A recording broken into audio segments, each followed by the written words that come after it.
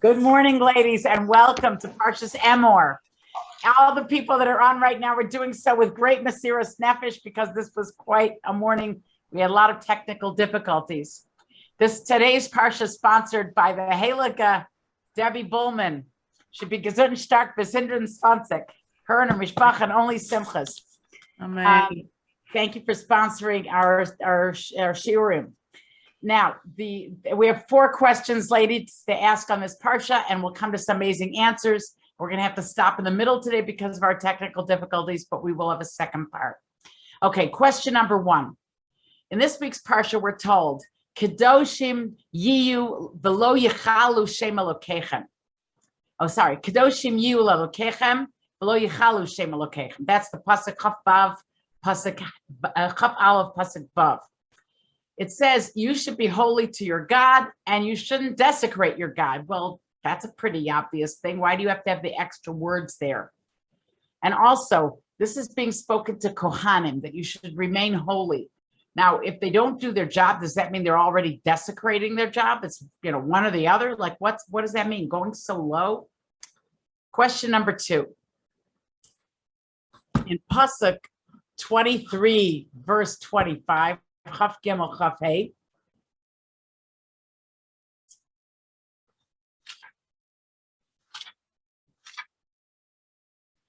It says, "Uvekutzachem is katsir artzachem," and when you come to harvest the harvest in your land, lo sechala pe'asadcha. You should not cut off you should leave the corners alone. One corner should be left for the poor. V'kutzercha v'leket katsir chalo salake. You also leket and shecha. Those are like if a bundle or several bundles accidentally are not picked up, you cannot repick them up. And any like stray stalks should not be gathered.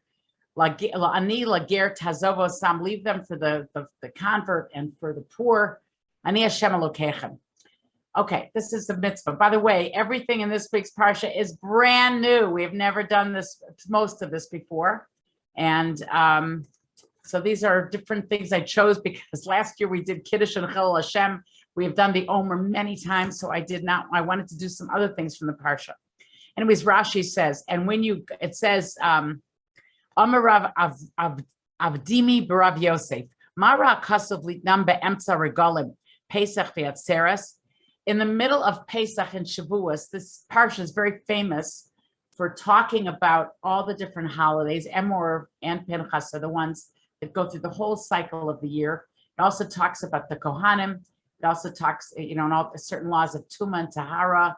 It talks about the Lechem Apanim in this week's parsha and several other things. So it says, why in the middle of all the recount of all the holidays between Pesach and Shavuos, Hashem all of a sudden tells us about the mitzvahs of leket, peh, and shecha. There's 3 agricultural mitzvahs to leave over certain portions to the poor.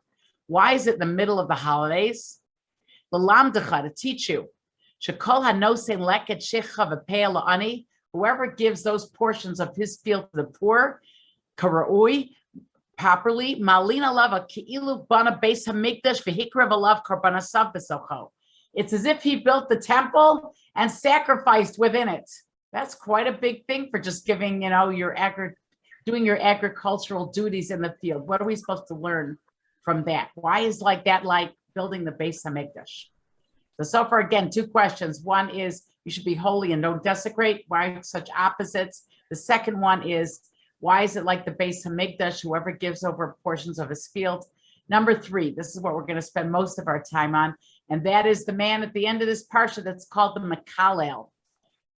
The basic story is that in Egypt, the Jews were very, very, very particular to do several things. Number 1, they never changed their language. They spoke Ladino or Yiddish, or maybe both. They had a Jewish language, probably Hebrew, and they did not change their language, despite being 210 years in Egypt and being slaves. They also never changed their clothing. They didn't cave in for tznius reasons. There was no lashon hara between them. And the 4th thing is that they were very, very proper as far as their yichus. Like nobody did something out of order as far as marital relations was concerned, except for one person. That person's name was Shlomis Bas Dibri. You must have heard the story about her. She was the woman that used to go and say, hello, good morning, how are you? But she was saying it to every guy on the street as well as every woman on the street. She didn't have any, she had no mouthpiece, no muzzle to her speech.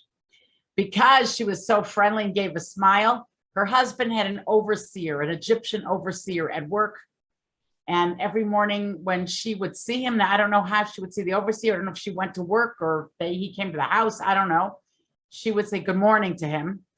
Now, there's nothing wrong, I think, saying good morning, but maybe she said a little too with gusto. What happened is that when her husband went to work, the overseer came to her house and he did something, had an illicit relationship with her. And what happened from that union was this person born. Now, this was the person that the only woman that ever, and she was violated. It wasn't like she did it on her own will. She didn't want to, but this was someone that violated her. Born of that union was the Makallel in this week's Parsha. We'll talk about him in more depth in a minute. But in any case, this man was the one killed. This is the Egyptian. He beat the daylights out of this husband at work that day because he was afraid the word would get out. So he killed him at work on the work site. And Moshe Rabbeinu was the one using the holy, ineffable name that killed the Egyptian. This is the one Egyptian he killed that he had to run away to Midian because this overseer had been so harsh with his worker that he actually killed him. So Moshe Rabbeinu used Hashem's name and killed the Egyptian. Now, what really happened was I think we should read the account. So what happened is, this is what we see in this week's Parsha. This is in Perek Chav Daled, Pasuk Yud.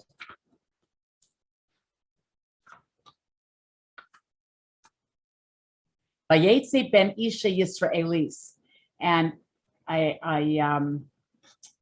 son born to a Jewish woman went out, and they said, where did he go out to? He left his world.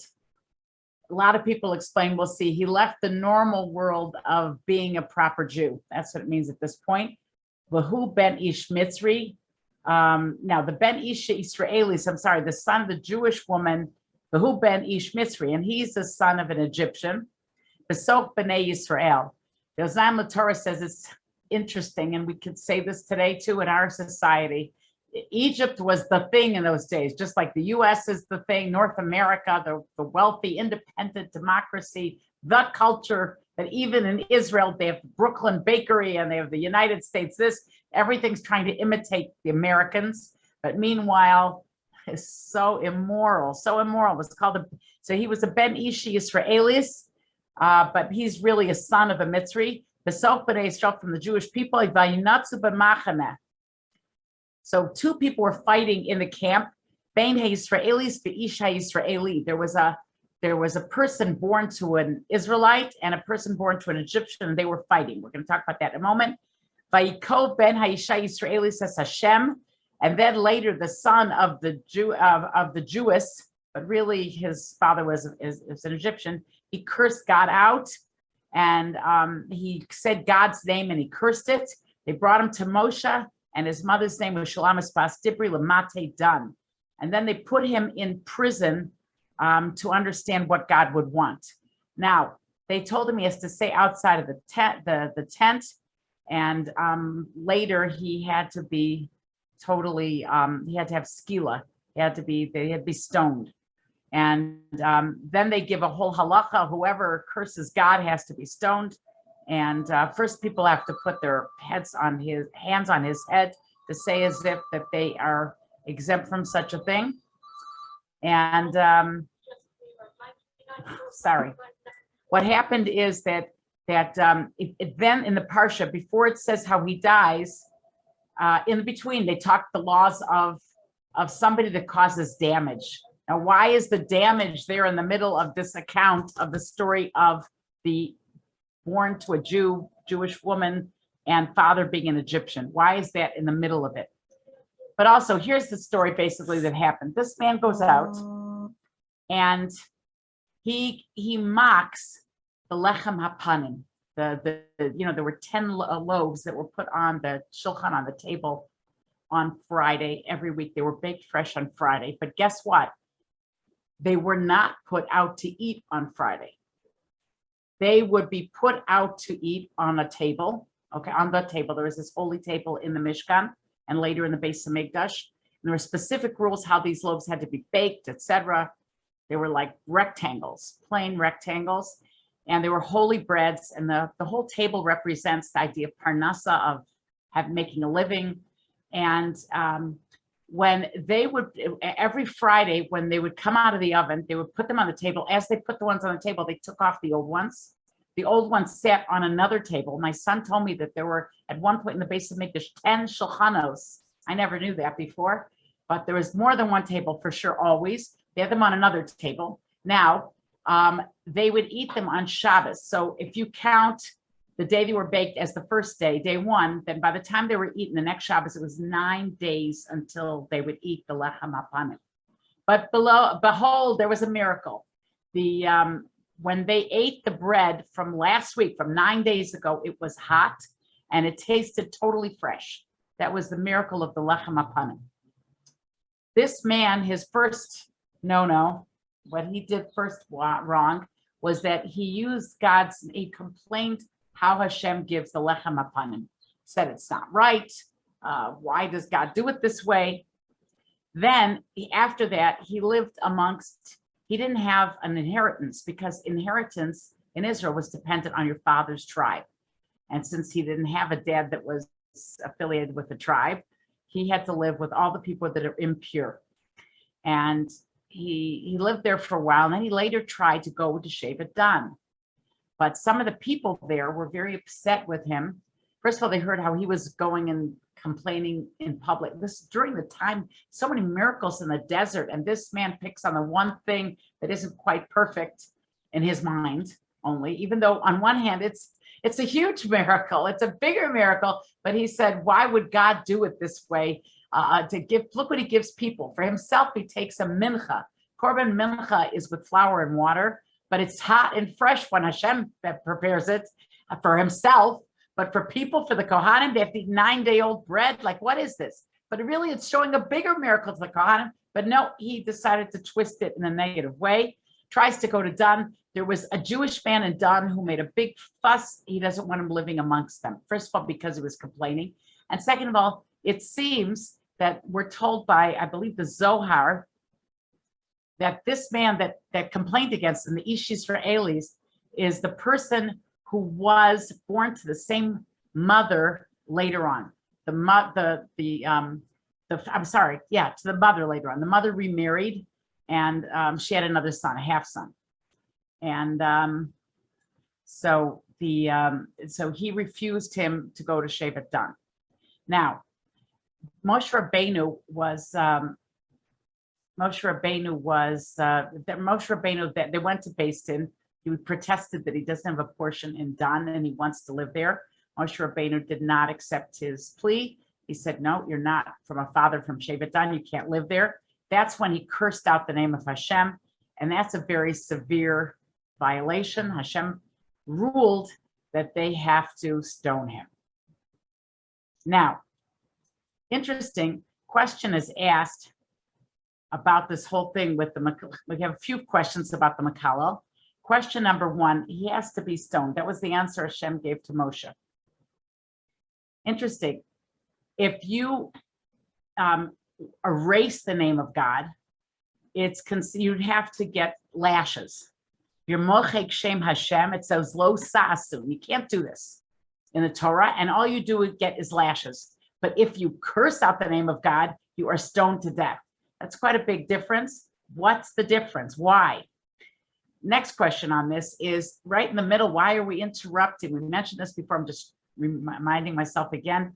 Why is murder and all kinds of different damages that you can do? Why is that all in the middle of the parsha of the Makallel?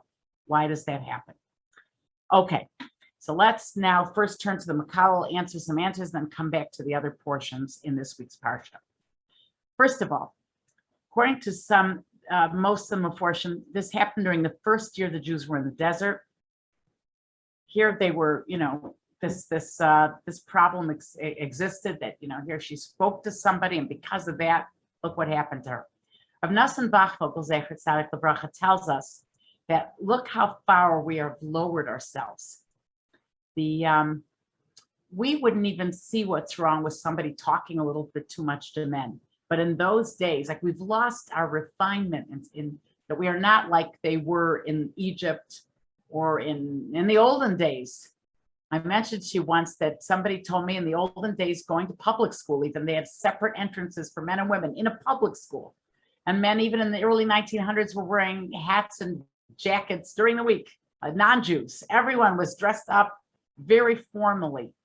We can't even understand that. And I have my own gripe with the way people have to think twice today when they dress up. The younger generation has issues with, we can't just look like all of our neighbors on the street. There are certain places where we break the guidelines of what's considered Jewish dress. We are supposed to look different than our neighbors. Today, rabbis are making a big deal over the lace sheitel, and it's because that the lace top sheitel falls flat on your head, and it looks like you're not wearing a wig.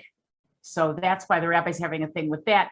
And then some people wear exceedingly long wigs, and some rabbis decided they don't even want to speak up against it because they feel no one's going to listen. So they're trying to find legal loopholes. And then there's a lot of other things that people wear that, if you're drawing attention to yourself, people don't even notice today what's called drawing attention. Doesn't mean if you're 85 years old or for 15, we are not allowed to draw attention to ourselves. And some people kind of missed out on that. And that's why we have lost certain sensitivities to tznius. Now, Moshe Rabbeinu had to decide the fate. He wasn't sure what to do with this Makalo. Why did Moshe Rabbeinu know? There are 4 occasions in the Torah Moshe had to ask Hashem. One was the case of Korban Pesach Sheni. There were a bunch of Jews that were standing around the coffin of Yosef. They became tamei, they became impure, and they wanted to know, what do we do about bringing a Korban Pesach a month late, Pesach Sheni? What do we do?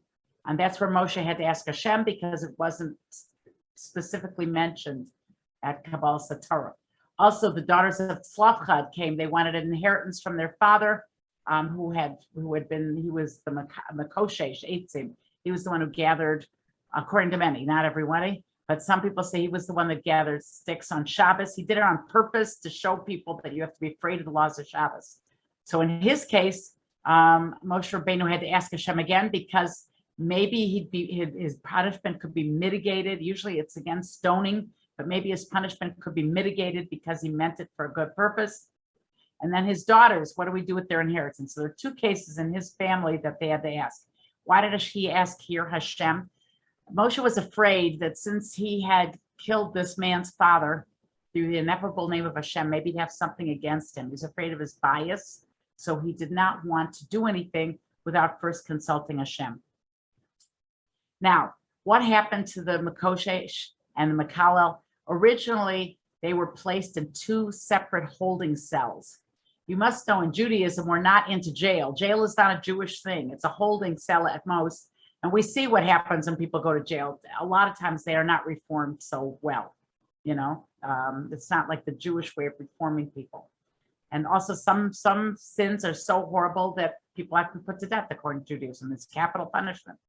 But in any case, the Makoshesh, the Makalel, when they put him into a cell, they didn't put him with the Makoshesh. They were not put together. They're given separate cells. And Rav Hanoch Leibowitz Zatzal tells us they had 2 separate things they did wrong, right? In some ways, perhaps you could think that cursing could be even worse than gathering on Shabbos. Why? Because there are some punishments, believe it or not, where it's beyond the subject of this, but we'll just touch on this idea. There are some sins that a person could do that could be so severe that you would not deserve capital punishment, meaning that God will not let you atone for your sin in this world. And swearing or calling out, cursing the name of God, perhaps is amongst them. He wasn't sure. So that's why he put him in a, that's why he had to put him in a holding situation.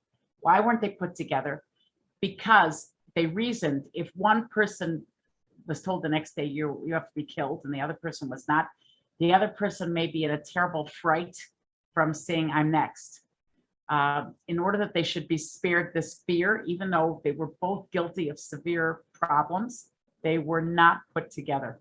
So we see the sensitivity and mercy we have to have, even with people that have done horrific sins, even with people that are lowly, have to treat people with tremendous respect. I have a distant relative of mine that passed away recently, and they said this woman had tremendous kavod habrius. She had tremendous respect for others. When she would give her cleaning lady lunch, when she would come to her once a week, she would sit down and eat lunch with her. How's that for respect? I mean, I'm not saying she's not one for the Lamed Vav Tzadikim. I don't know if that's to be emulated, but but the idea of giving that respect to another person, that really is the hallmark of a Jew. That's how we're supposed to behave to others. And this fits in very well with the Omer period, this whole idea of putting them in separate places to give people proper respect, that we should always treat our fellow like our teacher, our fellow friend like a teacher. We should treat our teachers like Mora Shamayim. By putting a person a notch up, like we touched upon last week, we are thereby perhaps giving them the proper respect they deserve, because by nature, we don't tend to give proper respect to people. Okay, now we're going to bring down from Rav Chaim Mintz, Shlita, and he's going to give us a little bit more about the Kalel. He said, why did he curse out the lechem upon him? Why did he choose to curse this particular one out? Why was this his choice? So he said like this, and look what happened. From cursing out lechem upon him, it went into this whole downward spiral until ultimately he cursed out Hashem. Really, everything that was done for the Jewish people and for the world was done by means of the temple and by the Mishkan. Both of them were vehicles, conduits, the faucet, if you want to say, to turn on all the good for the Jewish people was via the Beis HaMikdash.